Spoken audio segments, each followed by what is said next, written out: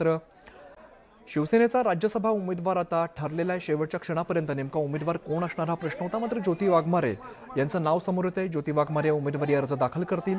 3 वाजेपर्यंतची वेळ आहे आणि अगदी थोड्या वेळामध्ये हा अर्ज भरला जाईल। उपमुख्यमंत्री एकनाथ शिंदे हे स्वतः या ठिकाणी आलेले आहेत आणि अगदी थोड्या वेळामध्येच हा अर्ज भरला जाईल। ज्यावेळेला उपमुख्यमंत्री एकनाथ शिंदे या ठिकाणी दाखल झाले त्यावेळी सगळी दृश्य ज्योती वाघमारे या अर्ज भरतील। ज्योती वाघमारेंचं नाव समोर आलेलं आहे। शेवटच्या क्षणापर्यंत कोण उमेदवार असणार हा प्रश्न होता। शिवसेनेकडून एक अर्ज भरला जातो का 2 अर्ज भरले जातात हा सुद्धा महत्त्वाचा मुद्दा सध्या चर्चेत आहे। दरम्यान शिवसेनेकडून राज्यसभेचा उमेदवार ठरलेला आहे। शिवसेनेकडून ज्योती वाघमारे यांचं नाव समोर आलं। ज्योती वाघमारे या उमेदवारी अर्ज दाखल करतील। शिवसेनेचे सगळे प्रमुख नेते यावेळेला उपस्थित आहेत। ज्योती वाघमारे यांचा अर्ज दाखल केला जाईल। उपमुख्यमंत्री एकनाथ शिंदे स्वतः उपस्थित आहेत। राज्यातील राज्यसभेच्या जागांसाठी आज उमेदवारी अर्ज दाखल केले जात आहेत। काही अर्ज यापूर्वी दाखल झालेले आपण बघितलं। काही वेळापूर्वी विनोद तावडेंनी अर्ज दाखल केला। त्याचबरोबर रामदास आठवले यांनी अर्ज दाखल केला। यानंतर रामदास आठवले यांनी अगदी त्यांच्या शैलीमध्ये माध्यमांशी संवाद साधलेला होता। त्यानंतर माया युनाते यांनी सुद्धा अर्ज भरल्याची माहिती समोर आली। रामराव वडकुतेंनी उमेदवारी अर्ज दाखल केलेला आहे। भाजप उमेदवारांचा अर्ज ज्यावेळेला दाखल केला त्यावेळेला अर्ज दाखल करताना मुख्यमंत्री देवेंद्र फडणवीस हे हजर होते आणि आता आपण दृश्यांमध्ये बघतो ज्यावेळेला उपमुख्यमंत्री एकनाथ शिंदे या ठिकाणी आले त्यावेळीची सुद्धा ही दृश्य प्रताप सरनाईक सुद्धा आपल्याला दृश्यांमध्ये दिसत आहेत। त्यामुळे एकीकडे भाजपाचे सगळे प्रमुख नेते या ठिकाणी उपस्थित होते, तसंच शिवसेनेचा अर्ज भरण्यासाठी शिवसेनेचे देखील सगळे प्रमुख नेते या ठिकाणी उपस्थित आहेत। दरम्यान काही वेळापूर्वी शरद पवारांचा देखील अर्ज भरण्यात आला। त्यावेळेला शरद पवार जरी स्वतः उपस्थित नसले तरी सुद्धा सुप्रिया सुळे उपस्थित होत्या, संजय राऊत या ठिकाणी उपस्थित होते, इतरही मवियाचे काही महत्त्वाचे नेते यावेळेला उपस्थित होते। महाविकास आघाडीकडून शरद पवार यांचा अर्ज भरण्यात आला। काही कारणास्तव शरद पवार यावेळेला स्वतः इकडे आलेले नव्हते।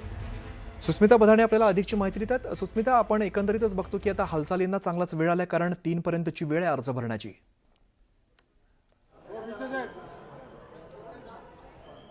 खरं तर आपण बघतोय की ज्या पद्धतीनं विधान भवन परिसरामध्ये सर्वच राजकीय पक्षांनी आता हळूहळू अर्ज दाखल करायला सुरुवात केलेली आहे।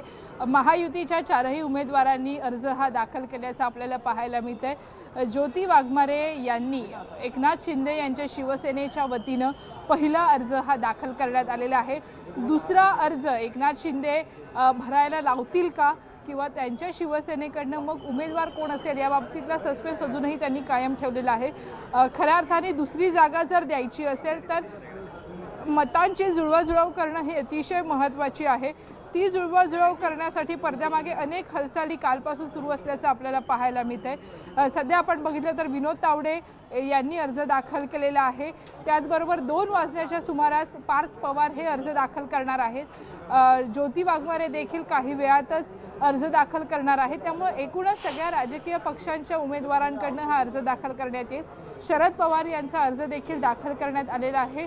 सुप्रिया सुळे यांनी स्वतः महाविकास आघाडीच्या प्रमुख नेत्यांच्या उपस्थितीमध्ये हा अर्ज दाखल केल्याचं पाहायला मिळतंय। सुस्मिता, या सगळ्यामध्ये आता शिवसेनेची भूमिका अत्यंत महत्त्वाची असणार आहे। सूत्रांकडून नेमकी काय माहिती मिळते? किती अर्ज भरले जातील?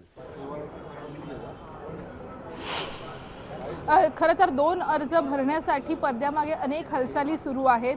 जादा मतांचा कोटा हा एकनाथ शिंदे यांच्या शिवसेनेकडे आहे।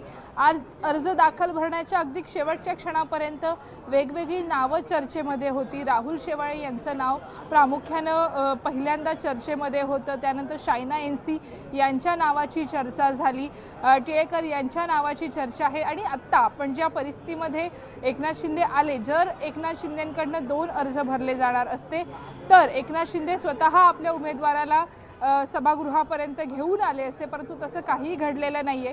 श्रीकांत शिंदे, एकनाथ शिंदे, प्रताप सरनाईक अशा सगळ्या महत्त्वाच्या नेत्यांच्या उपस्थितीमध्ये अर्ज दाखल करण्यासाठी केवळ ज्योती वाघमारे या पोहोचल्याचं आपल्याला पाहायला मिळते। ज्योती वाघमारे यांनी यापूर्वी सुद्धा आक्रमक पद्धतीनं पक्षाची भूमिका मांडलेली आहे।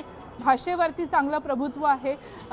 तरुण महिला नेतृत्व आहे आणि या अशा अनेक कारणांमुळे ज्योती वाघमारे यांच्या गळ्यामध्ये राज्यसभेची जी वर्णी आहे त्यांची लागण्याची शक्यता आहे।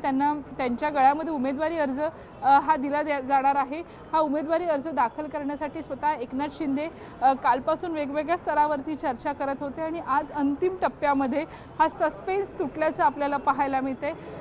एकनाथ शिंदेंकडनं केवळ एकच उमेदवार दिला जाण्याची सर्वाधिक शक्यता आहे, कारण अंकगणित जुळवणं राजकारणामध्ये खूप महत्त्वाचं असतं आणि त्या जुळवाजुळवीमध्ये यश मिळतं का की अगदी शेवटच्या क्षणापर्यंत अर्ज दाखल केला जाईल आणि नंतर काही कारणांनी तो मागे घेण्याची सुद्धा संधी मिळते। स्क्रुटिनीनंतर काही अर्ज बाद होण्याची शक्यता राज्यसभेच्या बाबतीत फार कमी असते, कारण सगळेच मातब्बर नेते मातब्बर चेहरे या प्रक्रियेमध्ये असतात। त्यामुळं सर्व पक्षांकडनं ही निवडणूक बिनविरोध करण्यासाठीचे प्रयत्न केले जातात। परंतु गेल्या काही वर्षांमधला विधान परिषद राज्यसभेचा आपण जर कार्यक्रम बघितला, या निवड प्रक्रियेमध्ये बऱ्याचदा घोडेबाजार झाल्याचं सुद्धा पाहायला मिळालंय।